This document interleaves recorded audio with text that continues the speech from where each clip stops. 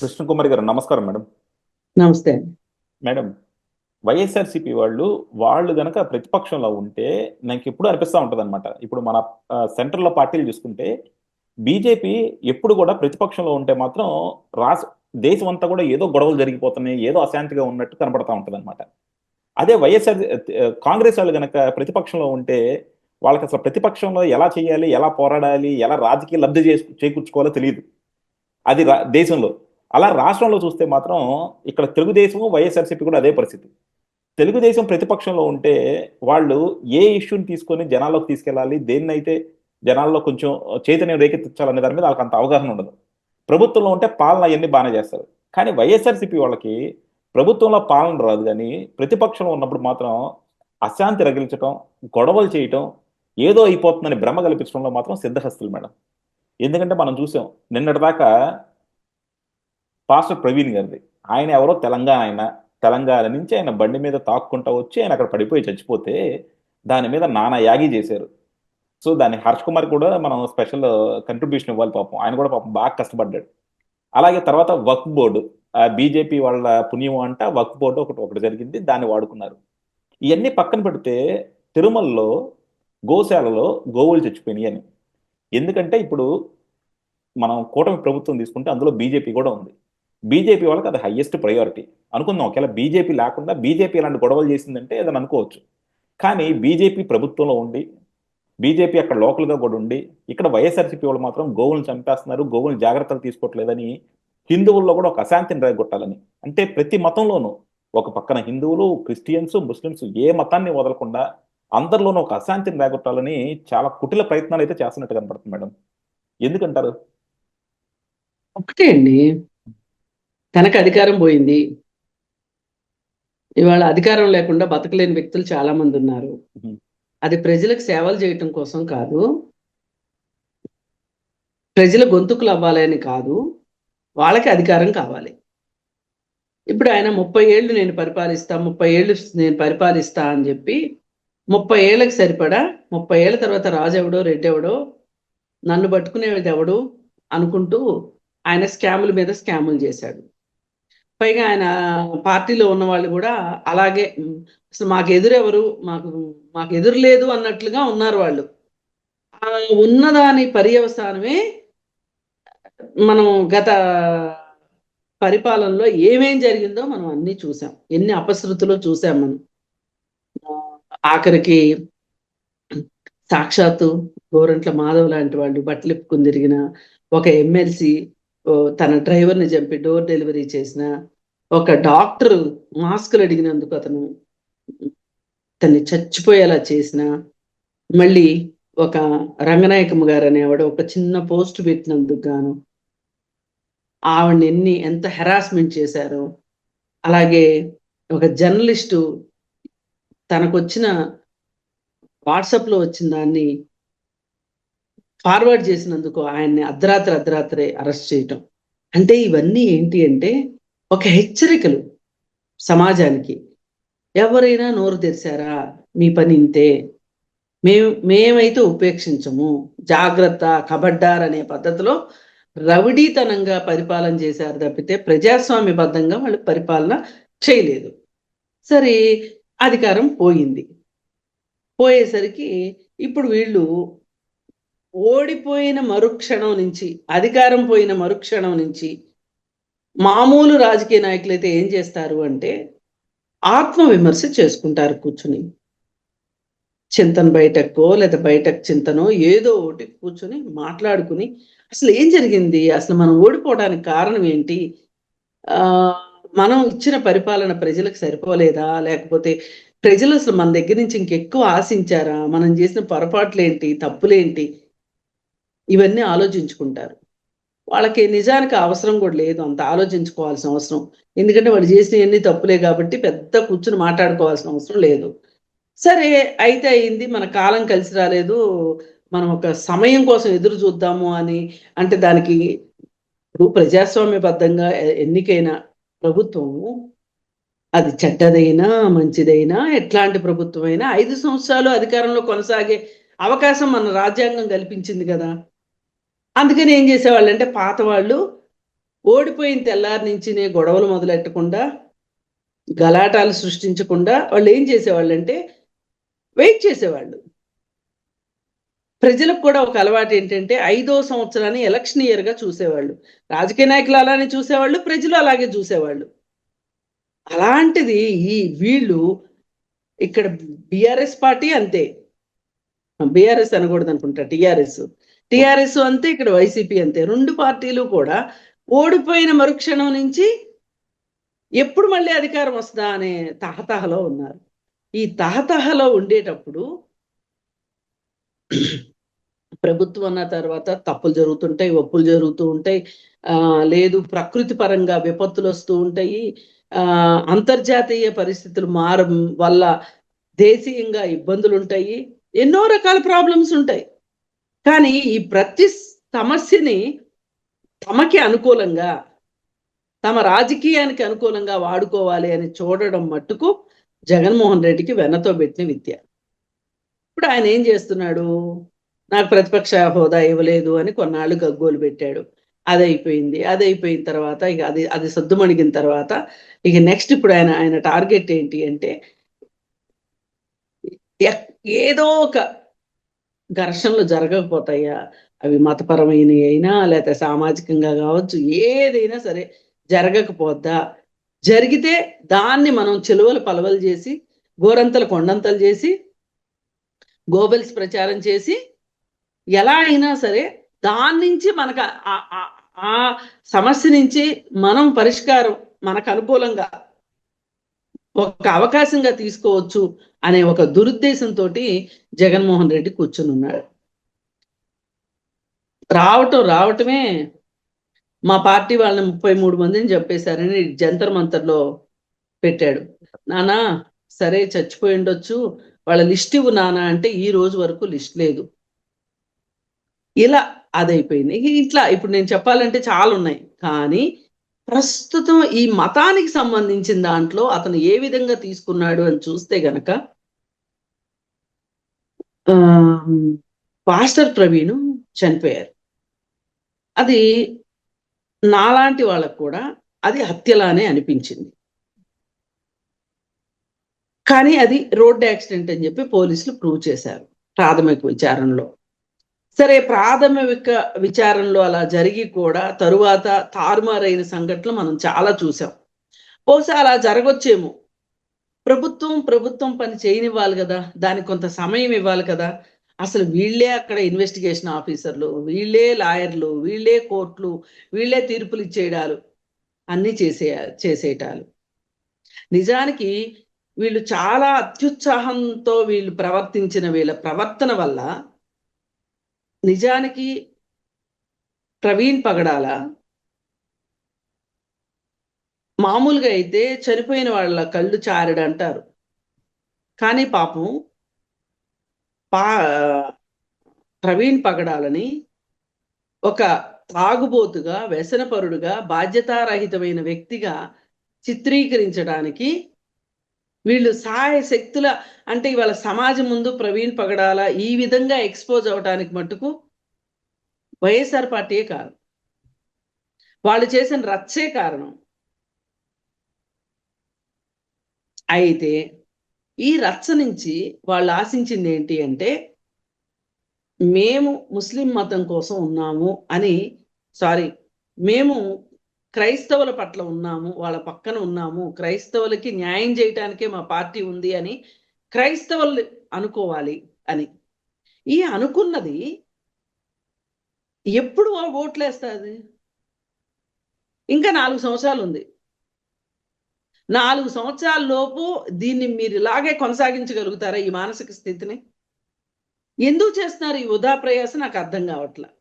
అది అయిపోయిన తర్వాత వక్ఫ్ బోర్డు విషయం వచ్చింది. వక్ఫ్ బోర్డు విషయం కూడా అతను బయట వ్యతిరేకించినట్లు కనిపించి లోపల అనుకూలంగా ఓటేశాడు. ఈ ఓటేసింది ఎవరికి కనపడదు, మాట్లాడిందే కనిపిస్తుంది కదా. ఇప్పుడు మాలాంటి ఊరుకుంటారా? ఓటేసింది కూడా చెప్తాం. సోషల్ మీడియా వచ్చిన తర్వాత దానివల్ల నష్టాలు ఎన్ని ఉన్నాయో లాభాలు కూడా ఉన్నాయి. అవును. మేము చెప్తాం కదా, ఉమ్. బాబు మేమోడు ఓటేశాడు అక్కడ, ఆ బయటేమో తగాదా ఆడుకుంటారు, లోపల వీళ్ళు వీళ్ళు ఫ్రెండ్సేను. ఆ ఎందుకు ఫ్రెండ్స్ అంటే ఈయన కొన్ని మీద ఉన్న కేసుల కోసం, కేసుల నుంచి రక్షించబడటానికి మోడీ ఒకడున్నాడు కదా దొంగలకు నీళ్లు మోసేవాడు, వీడిని రక్షిస్తాడు అని మాలాంటి వాళ్ళం బాగానే చెప్తాం. అయిపోయింది కదా, అక్కడ కూడా అబ్బాయి గారి గాలి అక్కడ కూడా పోయింది. ముస్లిమ్స్ దగ్గర కూడా ఈయన ఏమి పెద్దగా పాముకున్నది కనిపించట్లా. సరే అది అయిపోయింది. అయిపోయిన తర్వాత ఇప్పుడు తాజాగా హిందూ మతం దొరికింది. ఈ హిందూ మతంలో ఇవాళ హిందూ మతం వాళ్ళని రెచ్చగొట్టడానికి పూనుకున్నాడు అబ్బాయి గారు. ఏంటయ్యా సంగతి అంటే, ఇవాళ ఈ దేశం మొత్తం మీద, అలాగే ప్రపంచంలో ఎక్కడ హిందువులు ఉంటే అక్కడ ఒక పెట్రోల్ లాగా మండుతున్న విషయం, బంగారం ధరలతో కంటే, బంగారం ధరల పెరుగుదల కంటే కూడా ఫాస్ట్గా పెరుగుతున్నది ఏంటి అంటే, ఒక రకంగా రెండే రెండు సూత్రాలు: హిందుత్వం, సనాతన ధర్మం. ఈ హిందుత్వంలో గోవులు వచ్చేస్తాయి, గోవులు, సనాతన ధర్మం. ఈ రెండు వాక్యాలు పట్టుకుని ఇవాళ తిరుపతిలో గోవులు చనిపోతున్న దానికి, గోశాలల నిర్వహణ గురించి ఇవాళ జగన్మోహన్ రెడ్డి అసలు చెవులో ఇల్లు కట్టుకుని మాట్లాడుతున్నాడు ప్రతి వాళ్ళతో. అదే. ఏంటి అసలు అసలు అసలు ఈ గోవులు గొడవ ఏంటి అని చూస్తే గనక, అక్కడ గోశాల ఉంది తిరుపతిలో. టిటిడి బోర్డు ఇప్పుడు ఈ ప్రభుత్వం వచ్చింది, వచ్చి సంవత్సరం అయ్యింది, కాదనలేము. కానీ ఒక ఆవు దానికి తిండి సరిగా లేకపోతే అది అనారోగ్యం పాలయ్యి, అంటే రోగనిరోధక శక్తి లేక అనారోగ్యం అయిన తరువాత బక్క చిక్కిపోయి, లేదు అంతర్గతంగా కూడా రోగనిరోధక శక్తి తగ్గిపోతే క్రమంగా క్షీణించి చచ్చిపోతాయి. దీన్ని అసలు వాళ్ళ ఖాతాలో ఎక్కడ వేస్తారో వీళ్ళు అని ముందుకు ముందే వీళ్ళు మేల్కొని వీళ్ళు గోవులను చంపేస్తున్నారు అని వీళ్ళు ఏదో పెద్ద హిందూ మతానికి టేకేదారులు అయినట్లు, తీస్మార్కాలు అయినట్టు మాట్లాడటం మొదలెట్టారు. గోవులు చచ్చిపోవటాన్ని ఎవ్వరూ క్షమించరు. కానీ ఇప్పుడు అక్కడ గోవులు చనిపోవడానికి ఒక 2-3 కారణాలు ఉన్నాయి. ఒకటి, గతంలో మీరు అనుసరించిన విధానాలు. రెండోది, అక్కడ ఉన్న ఎంప్లాయీస్ కూడా ఒక కారణం.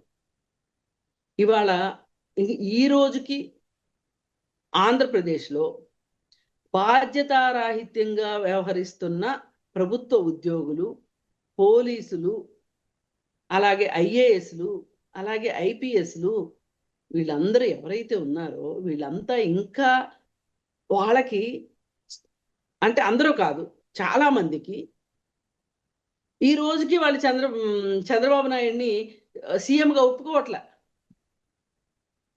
ఇప్పటికీ వాళ్ళకి జగన్మోహన్ రెడ్డి గురువుగా ఉన్నాడు. కారణం ఏంటో కూడా చెప్తా. మీరు తప్పులు చేయండి, మీరు ఒప్పులు చేయండి, మీరు ఏమన్నా చేయండి, తెలుగుదేశం వాడు దొరికితే ఆయన తన్నండి. ఇదే కదా వాళ్ళకి నేర్పించాడు, ట్రైనింగ్ ఇదే కదా ఇచ్చాడు. మరి ఈ ట్రైనింగ్ ఇలా ఉన్నప్పుడు మంత్రులకి అదే ట్రైనింగు, ఎమ్మెల్యేలకి అదే ట్రైనింగు, అధికారులకి అదే ట్రైనింగు. ఇప్పుడు మనం ఒక పిల్లవాడిని, స్కూల్కి వెళ్ళే పిల్లవాడిని, నానా నువ్వు చదువుకున్నా పర్వాలేదు, చదువుకోపోయినా పర్వాలేదు, 24 గంటలు ఆడుకున్నా పర్వాలేదు, నీకెవరైనా అడ్డొస్తే వాళ్ళని కొట్టినా పర్వాలేదు, పక్కోడి పుస్తకాలు చింపేసినా పర్వాలేదు అని పిల్లలకి మనం ఒకసారి ఒక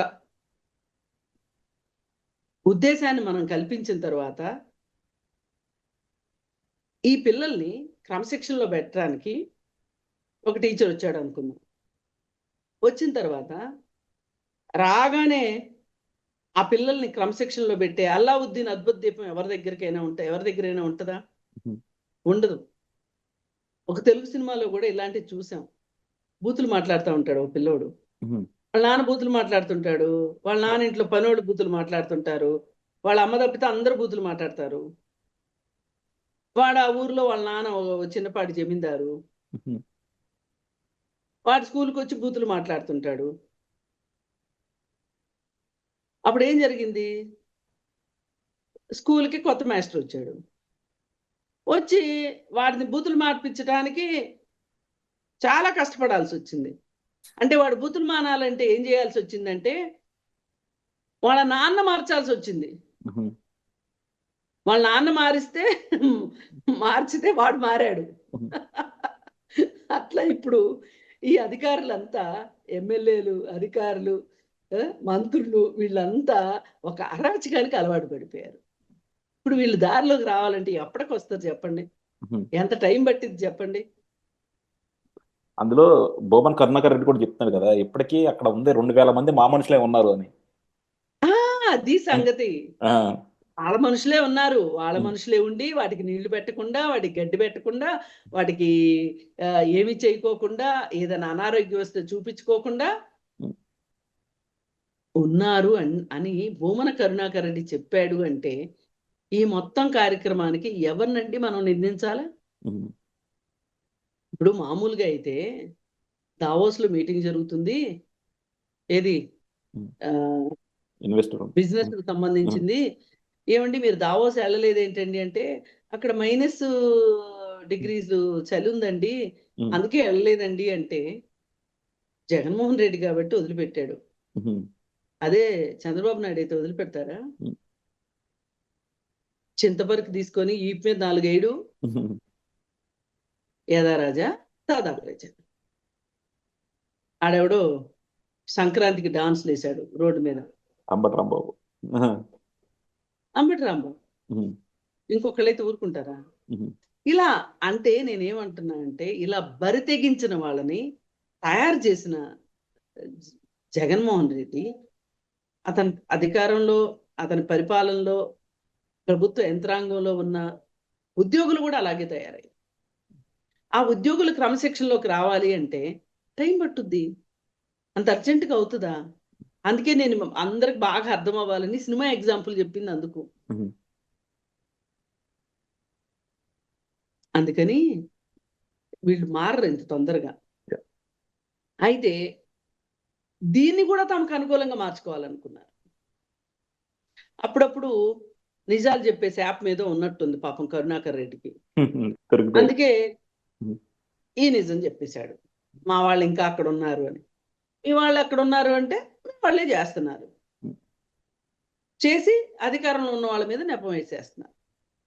ఎందుకు చేస్తున్నారు ఇదంతా? మీరు ఎందుకు చేస్తున్నారు ఇదంతా అంటే ఒకటే, ఏదో ఒక అస్థిరత తీసుకురావాలి, ఈ ప్రభుత్వం పడిపోవాలి, మళ్ళీ ఎలక్షన్స్ రావాలి, మేమే గెలవాలి అనే ఒక పగటి కలలు కంటున్నారు వాళ్ళు. yeah. కాకపోతే నేను మొన్న ఒక ప్రభుత్వం అంటే తెలుగుదేశంలో కీలక పొజిషన్లో ఉన్న ఆయనతో మాట్లాడాను మేడం. ఆయన చెప్తుంది ఏంటంటే ఈ రోజుకి కూడా ఈవెన్ లోకేష్ ఎడ్యుకేషన్ రిఫార్మ్స్ చేయడానికి లేకపోతే ఎడ్యుకేషన్ మినిస్టర్గా చూస్తా ఉన్నారు. ఆయన కుడి పక్క ఎడం పక్క కూడా వైఎస్ జగన్మోహన్ రెడ్డికి ఎంతో సన్నిహితులైన ఇద్దరు అధికారులను పక్కన పెట్టుకున్నాడు. వాళ్ళిద్దరు అధికారులు లోకేష్ రంజింపజేసేలా పరిపాలన ఎలా ఇవ్వగలుగుతాడు వాళ్ళిద్దరిని పెట్టుకొని?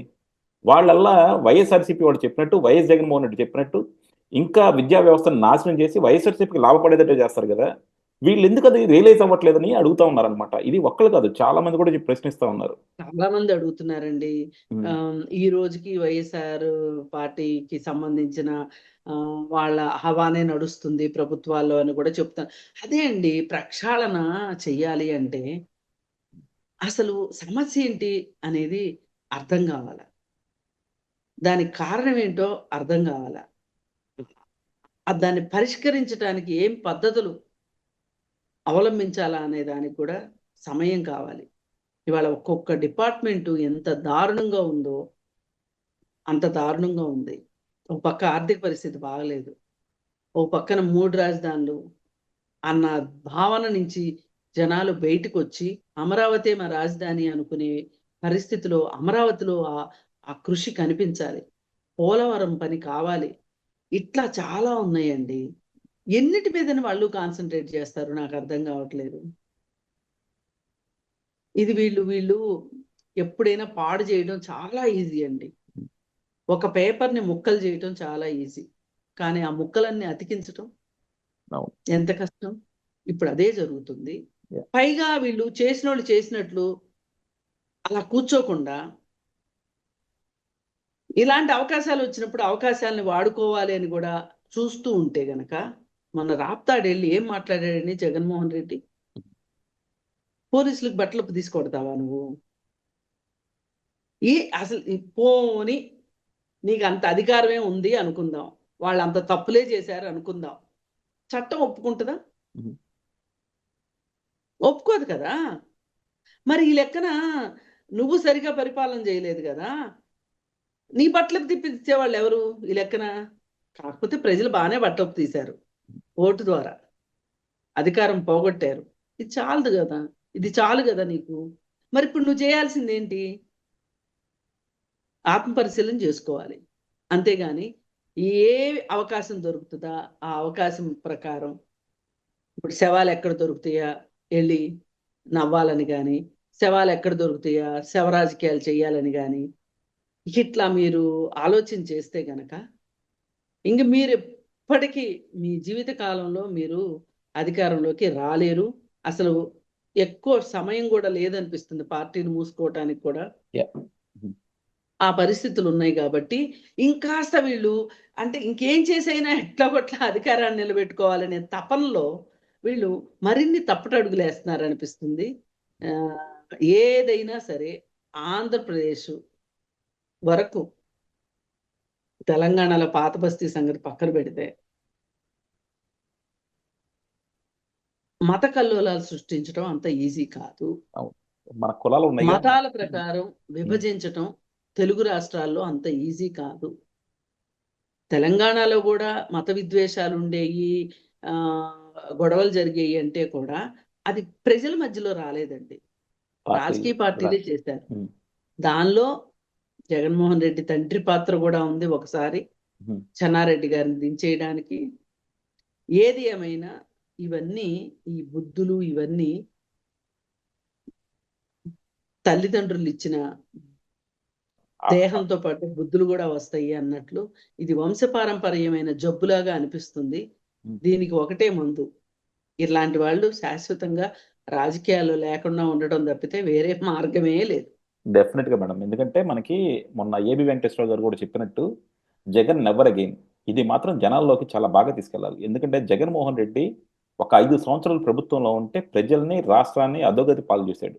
సో అటువంటి వాళ్ళు మాత్రం అంటే ఎప్పుడైనా సరే అపోజిషన్ పార్టీకి ఏదో ఒక టైంలో కొంచెం ఆ బెనిఫిట్ అయితే వస్తూ ఉంటుంది ఆ, అధికారం మీద విరక్తి ఉన్నప్పుడు. సో డెఫినెట్ గా ఆ ఓట్ బ్యాంక్ అటు వస్తూ ఉంటుంది. కానీ జగన్మోహన్ రెడ్డి చేసిన అవినీతిని కానీ జగన్మోహన్ రెడ్డి చేసిన అకృత్యాలను కానీ ప్రజలకు మాత్రం ఎప్పుడు గుర్తు చేయాలి, అది జరిగి చెప్తా ఉండాలి. డెఫినెట్గా ఏంటంటే జగన్మోహన్ రెడ్డి అనేవాడు ఇంకొకసారి వస్తే మాత్రం రాష్ట్రం ఇప్పుడున్న పరిస్థితుల్లో కూడా ఉండదు. ఎందుకంటే ఈ రోజుకి కూడా ఏ ఇన్వెస్టర్ అయినా సరే ఆంధ్రాకి రావాలంటే భయపడుతున్నారు. వాళ్ళందరికీ ఉన్న ఒకే ఒక భయం ఏంటంటే మళ్ళా జగన్మోహన్ రెడ్డి వస్తే అని. మేము చాలా మందితో మాట్లాడేటప్పుడు చెప్పేది అదే. ఈ 5 సంవత్సరాల్లో కూడా ఇన్వెస్టర్ అనేవాడు ఎవడో ఆంధ్రాకి రాకపోవచ్చు. ఈ 5 సంవత్సరాల్లో ప్రభుత్వం కనుక ఎంతో కొంత అభివృద్ధి చేస్తే మళ్ళా కూడా ఇదే కూటమి ప్రభుత్వం వస్తే, ఇదే తెలుగుదేశం వస్తే అప్పుడు ఇన్వెస్టర్ అనేవాడు వస్తాడు ధైర్యంగా. అప్పుడు దాకా ఈ 5 సంవత్సరాలు మాత్రం ఎక్కువ వండర్స్ ఎక్స్పెక్ట్ చేయొద్దు అనే చెప్తా ఉన్నాం అనమాట. యా, చూద్దాం అవును. మేడం. యా, థ్యాంక్ యూ అండి. Thank you very much. Thank you.